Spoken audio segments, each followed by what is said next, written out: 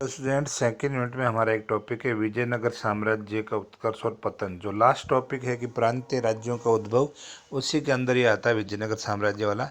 और इसको अलग से पूछा जाता है 15 नंबर के सवाल में, 7 नंबर के सवाल में इसको पूछा जाता है। और ये इंपॉर्टेंट क्वेश्चन में से एक है सेकेंड यूनिट में ना।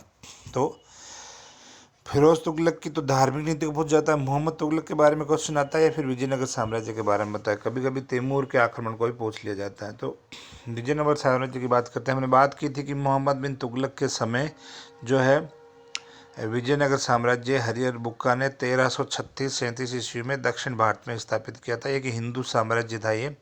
तो ये हिंदू सभ्यता संस्कृति का जो के लिए एक बहुत प्रसिद्ध साम्राज्य था दक्षिण भारत का। तो इसको हम पढ़ेंगे किस प्रकार उत्कर्ष हुआ, कैसे पतन हुआ। तो विजयनगर साम्राज्य की स्थापना मोहम्मद तुगलक के शासनकाल की प्रमुख घटनाओं में से एक था। इसी के समय बहमनी साम्राज्य भी बना था 1347 ईस्वी में। वो मुस्लिम साम्राज्य था दक्षिण का। तो विजयनगर साम्राज्य पर 4 वंशों के शासकों ने लंबे समय तक शासन किया। मतलब इस पर विजयनगर पर 4 वंशों ने शासन किया। इस नगर की स्थापना जो है विजयनगर की, इस साम्राज्य की, संगम वंश के शासक हरिहर और बुक्का ने की थी। परीक्षा में कई बार पूछ जाता है विजयनगर साम्राज्य की स्थापना किसने की, तो हरिहर और बुक्का ने की। संगम वंश इसलिए क्योंकि इनके दोनों भाई है हरिहर और बुक्का, और इनके पिता का नाम संगम था। तो इनके पिता संगम वंश, संगम नाम रख दिया गया संगम वंश का। संगम वंश के पश्चात इस वंश पर सुल्लु वंश, उसके बाद तुल्लु वंश और अंत में अरविंदो वंश ने शासन किया। तो इन 4 वंशों के शासन की प्रमुख विशेषताएं निम्नलिखित है। पहले हम संगम वंश की बात करते हैं। इस वंश का नाम हरिहर और बुक्का, ये दोनों सगे भाई हैं। तो इनके पिता संगम के नाम पर जो है इसका नाम संगम वंश पड़ा। हरिहर व बुक्का ने उन समस्त क्षेत्रों पर अधिकार जमाया जो पहले होयसल राज्य की अधीनता में थे। दक्षिण भारत में जो होयसल राज्य का जो पूरा क्षेत्र था, उस पूरे क्षेत्र पर इन्होंने अपने अधिकार किया। बुक्का ने पहले हरिहर शासक बना, फिर बुक्का बना। तो बुक्का ने 1376 ईस्वी में चीन में एक दूत मंडल भेजा, और 1379 ईस्वी में उसकी मौत के बाद उसका पुत्र जो है बुक्का का बेटा है हरिहर सेकंड, उसने शासन संभाला। इसकी इसने पहली बार जो है महाराज धीराज और राज राजेश्वर की उपाधि जो है ग्रहण की। मतलब संगम वंश के शासक है पहला जिसने महाराज धीराज और राज राजेश्वर की उपाधि ग्रहण की, जो इसका नाम है हरिहर सेकंड राजा। वह एक महान योद्धा और विजेता था। उसके शासनकाल में उसका पुत्र जो है बुक्का सेकंड ने विजयनगर साम्राज्य व बहमनी साम्राज्य के झगड़े की जड़। अब विजयनगर साम्राज्य और बहमनी साम्राज्य में शत्रुता क्यों थी, इसके पीछे कारण है रायचूर दोआब। रायचूर दोआब मतलब जैसे गंगा यमुना का दोआब है, वैसे ही कृष्णा और तुंगभद्रा नदियों के बीच का दोआब क्षेत्र है, जो बहुत ही उपजाऊ है, जहाँ बहुत इनकम होती है। तो यह इसलिए ये जो क्षेत्र जो है दोआब, रायचूर दोआब जिसको बोलते हैं, ये इसकी आर्थिक संपन्नता के कारण जो इन दोनों राज्यों पर अपना अधिकार करना चाहते थे, जिसलिए इन दोनों में दुश्मनी थी। तो रायचूर दोआब पर अधिकार कर लिया, लेकिन कुछ समय बाद बहमनी सेकंड ने उसे हराकर पीछे खदेड़ दिया। शिव का उपासक होने पर भी, जो ये भगवान शंकर का उपासक होने पर भी, अन्य धर्मों के प्रति उसका व्यवहार सहिष्णुतापूर्ण था। मतलब बाकी धर्मों के प्रति भी ये उदार रवैया रखता था। 1406 में उसकी मौत के बाद उसका पुत्र देवराय गद्दी पर बैठा। उसके शासनकाल में भी विजयनगर को बहमनी साम्राज्य के आक्रमणों का सामना करना पड़ा। बहमनी और विजयनगर में शत्रुता शुरू से ही रही थी, तो ये अंत तक रहती है, और इसी वजह से इस वंश का पतन होता है।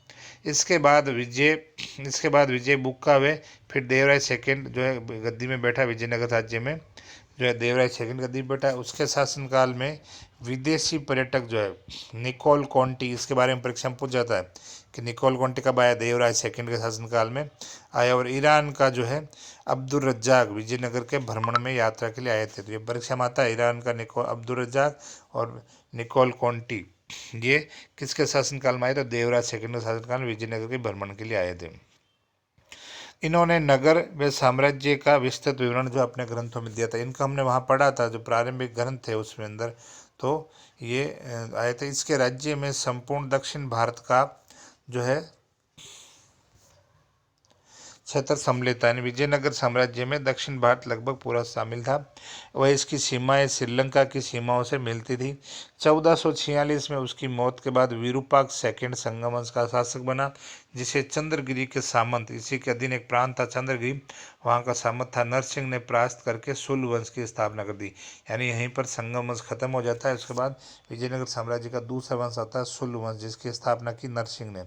तो सुल वंश के नरसिंह द्वारा विजयनगर पर अधिकार करने कि इस घटना को प्रथम अपहरण बोलते हैं। प्रथम अपहरण क्यों कहते हैं? क्योंकि पहले वंश को खत्म करके जो इसने सत्ता हत्या लिया, अपहरण कर लिया, तो इसलिए इसको प्रथम अपहरण बोलते हैं ना। तो नरसिंह सुलू ने अपने साम्राज्य की सीमाओं में विस्तार करते हुए लगभग 6 वर्षों तक शासन किया, और नरसिंह सुलू की मौत के बाद उसका पुत्र गद्दी पर बैठा, जो कि अयोग्य था, निकम्मा था। इसके शासनकाल में राज सत्ता सेनानायक नरसिंह के हाथों में रही। सेनापति सेनानायक जो था नरसिंह, उसके हाथ में सत्ता रही। 1505 में नरसिंह नायक की मौत के बाद उसका महत्वाकांक्षी पुत्र जो है वीर नरसिंह ने नरसिंह सुलभ के पुत्र को हराया और विजयनगर साम्राज्य पर अधिकार कर लिया। यानी इस घटना को द्वितीय अपहरण बोलेंगे। तो ये विजयनगर साम्राज्य में सुलभ वंश खत्म हो गया, और विजयनगर इतिहास में यह घटना दूसरा अपहरण कहलाती है, सुलभ वंश। तीसरा लेते हैं तुलु वंश। ये तो अब ये जो नरसिंह सुलभ को हराने के बाद में जो वीर वीर नरसिंह ने जो स्थापना की, वो तुलु वंश की स्थापना की। तो तुलु वंश का संस्थापक वीर नरसिंह एक योग्य शासक था। इसने 1505 से लेकर 9 तक शासन किया, यानी 4 वर्ष शासन किया। इसके बाद इसका छोटा भाई कृष्णदेव राय गद्दी पर बैठा। ये कृष्णदेव राय जो भारत के महानतम शासकों में आता है। कृष्णदेव राय दक्षिण विजयनगर का सबसे महानतम शासक था कृष्णदेव राय। इसी के बारे में आप टीवी में सीरियल देखते हो, तेनालीरामा, जिस जो मंत्री था, जैसे बीरबल जो अकबर के दरबार में मंत्री था, दिमाग वाला, तेज बुद्धि वाला, वैसे ही कृष्णदेव राय के दरबार में तेनालीरामा जो है ब्राह्मण जात, तेज दिमाग वाला जो था। तो ये कृष्णदेव राय गद्दी बैठा, और विजयनगर का शासन समस्त भारत के ये शासक जो समस्त भारत के महानतम शासकों में से एक कृष्णदेव राय जो है था, जिसके अधीन ये बोलो दक्षिण भारत लगभग इसके अधीन था। सबसे पहले इसने विद्रोही सामंतों को परास्त करके अपने अधीनता मानने के लिए बाध्य किया। इसके बाद रायचूर दोआब पे अपना अधिकार किया। कृष्णा और तुंगभद्रा नदियों के बीच वाला जो उपजाऊ क्षेत्र था। 1513 में इसने उड़ीसा के राजा प्रताप को हराया। 1514 में इसने उदयगिरी के किले को अपने अधिकार में लिया। उसने पुर्तगाली गवर्नर अल्बुकर्क, ये जो पुर्तगाल की जो ईस्ट इंडिया कंपनी जो वास्को डी गामा भारत आया था, उसके बाद जो ये पुर्तगालियों के गवर्नर आ रहे हैं, तो उसमें से अल्बुकर्क से मित्रता स्थापित की, जिसके कारण पुर्तगाली गवर्नर ने भटकल में एक किले का निर्माण कराया। नहीं, इसने अनुमति दी कृष्णदेव राय ने। इसके काल में, यानी कृष्णदेव राय काल में, पुर्तगाली पर्यटक डोमिंगो पायस भी भारत भ्रमण करने का आया था। विजयनगर भी आया था, भारत भ्रमण के लिए आया था। ये परीक्षा में पूछा था, डोमिंगो पायस कब आया था, तो कृष्णदेव राय के समय। 1530 में कृष्णदेव राय की मौत हो गई। तुलु वंश के शासनकाल की बड़ी घटना माना जाता है तालीकोटा का युद्ध, जो 1565 में। परीक्षा में पूछा था कई बार, तालीकोटा का युद्ध बोलो, राक्षस तंगड़ी का युद्ध बोलो, बन्नीहट्टी का युद्ध बोलो, तो इसमें विजयनगर साम्राज्य को भारी नुकसान हुआ, बहमनियों ने हराया था। तो तालीकोटा युद्ध 1565 जो है, इसके मतलब विजयनगर के लिए बड़ा युद्ध माना जाता है, जिसे राक्षस तंगड़ी या बन्नीहट्टी का युद्ध भी बोलते हैं। यह युद्ध अच्युत्य राय और सदाशिव राव के बीच विवाद के कारण हुआ। सदाशिव के निर्बल होने के कारण वास्तविक शासक राम राय के हाथों में था। उसने दक्षिण के मुसलमान राज्यों के आंतरिक मामलों में हस्तक्षेप किया। तब उनके अपमान की वजह से दक्षिण के 5 राज्य जो बहमनी राज्य टूट गए थे, अहमदनगर, बीजापुर, गोलकुंडा, बीदर, बरार, इन 5 राज्यों का मोर्चा बना, जिसमें से बरार शामिल नहीं हुआ, 4 था। तो 23 जनवरी 1565 को तालीकोटा का युद्ध हुआ, जिसमें विजयनगर की सेना की अपमानजनक रूप से पराजय हुई, और विजयनगर में तुल वंश का शासन भी खत्म हो गया। तो तीसरा वंश भी विजयनगर में समाप्त हो गया। चौथा वंश आता अरविंदु वंश। तो अरविंदु वंश, तालीकोटा युद्ध के बाद राम राय के भाई ने जो है वेन्यूमोंडा को अपनी राजधानी बनाया, और खोई हुई प्रतिष्ठा जो विजयनगर थी उसे पुनः प्राप्त करने का प्रयास किया।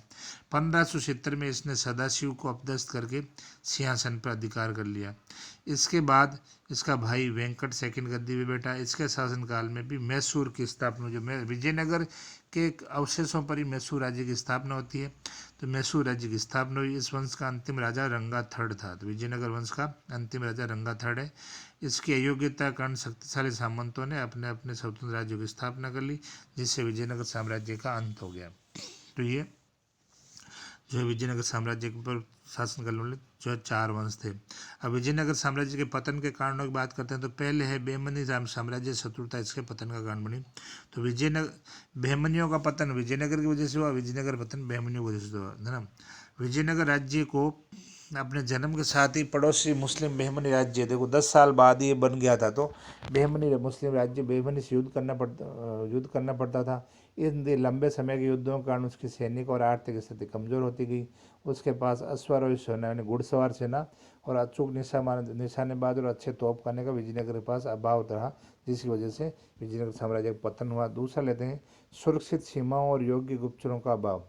तो विजयनगर के पतन के कारण सुरक्षित सीमाओं का अभाव भी माना गया। साथ ही विजयनगर में अयोग्य गुप्तचर थे जो विजयनगर के शासकों को सही राज्य की स्थिति को बताने में अयोग्य थे, जिसके कारण पूरे विजयनगर में असंतोष की स्थिति हो गई, जिसकी वजह से जिसे शासक दूर नहीं कर पाए। तो सुरक्षित सीमाएं नहीं थी, गुप्तचर योग्य नहीं थे, ये भी एक कारण बना विजयनगर के पतन का।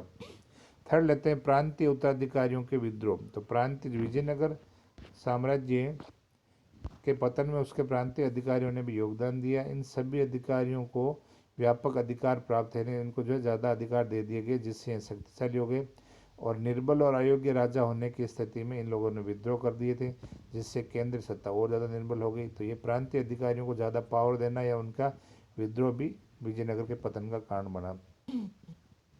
फोर्थ आता है शासकों द्वारा विजयनगर की उन्नति के प्रयास न करना, यानी विजयनगर के जो बाद के शासक हैं सभी की बात नहीं हो रही, अंतिम समय में जो शासक हैं वो अयोग्य हैं या कमज़ोर हैं, जो राज्य की उन्नति का प्रयास नहीं कर रहे हैं, जिसकी वजह से पतन हो रहा है। विजयनगर के राजाओं द्वारा राज्य की आर्थिक उन्नति के लिए कोई ठोस प्रयत्न नहीं किया गया। ये अंतिम वाले राजाओं की बात हो रही, क्योंकि विजयनगर शासकों के पास अच्छे घोड़ों और तोपों को प्राप्त करने की लालसा में जो मतलब अच्छे घोड़े और अच्छे तोपें नहीं थी। पुर्तगाली व्यापारियों को सुविधाएं दी, जिससे मतलब ये चीज़ खरीदने के लिए पुर्तगाली व्यापारियों को उन्होंने धन दिया, जिससे राज्य की आय की कमी हुई। जनता पर करों का बोझ भी बढ़ा दिया गया। तो ये भी एक कारण बना कि धन की कमी, हथियार घोड़े खरीदने के लिए खर्च किया, उसकी वजह से जो राज्य की उन्नति या जो है जनता पे कर बढ़ा है, जिसकी वजह से जो नुकसानदायक रहा है विजयनगर साम्राज्य के लिए। विजयनगर और बहमनी साम्राज्य की शत्रुता, जब हमने बात की कि विजयनगर और बहमनी राज्य एक दूसरे के शत्रु थे, वे सदैव युद्ध में लगे रहते थे, जिसके कारण से विजयनगर साम्राज्य कभी आर्थिक तौर पे मजबूत नहीं हो पाया, जो उसके पतन का कारण बना। जैसे है ना भारत और पाकिस्तान की दुश्मनी है ना, तो दोनों की दुश्मनी में चाहे नुकसान कम ज़्यादा किसी को हो, लेकिन नुकसान दोनों को ही हो रहा है ना। दूसरी प्रकार से विजयनगर और बहमनी की दुश्मनी भी इन दोनों के पतन का कारण बनी। तो हमने बात की विजयनगर साम्राज्य की।